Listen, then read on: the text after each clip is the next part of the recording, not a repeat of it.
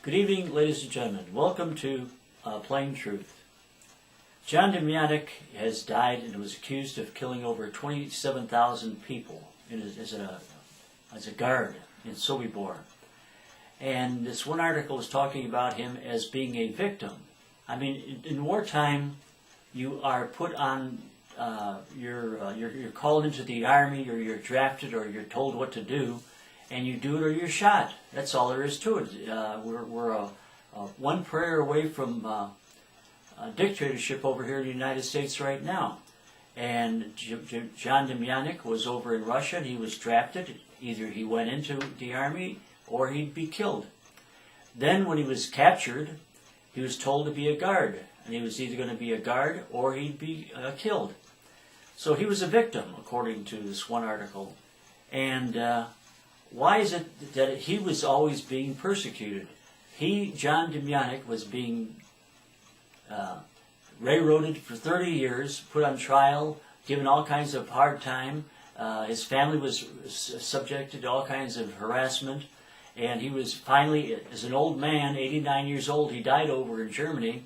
He was harassed and put in jail over there, put on trial, and accused of being a guard over there. Well, what about all the other guards that were over there? You have plenty of people that were guards. For example, there were Jewish guards. They're called kapos. And the kapo is a concentration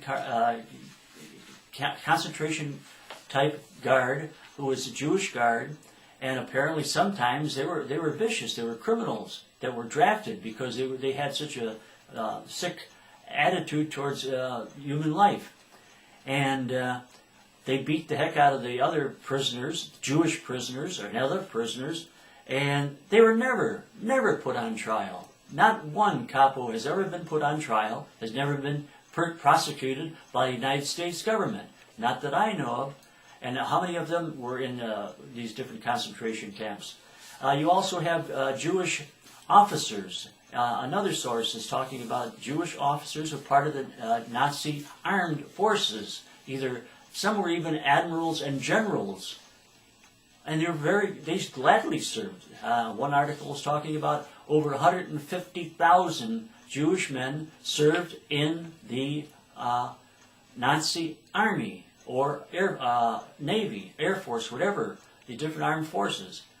They were never prosecuted. Never do we hear about a Jewish person who is being prosecuted or put on trial. All these years, you mean to tell me that the United States government, the hypocritical United States government, couldn't find somebody besides John Demjanjuk to go and persecute, and railroad for 30 years? No, Israel let him go one time when he was put on trial.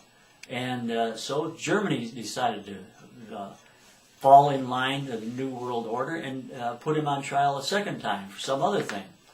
And the poor man died over in Germany.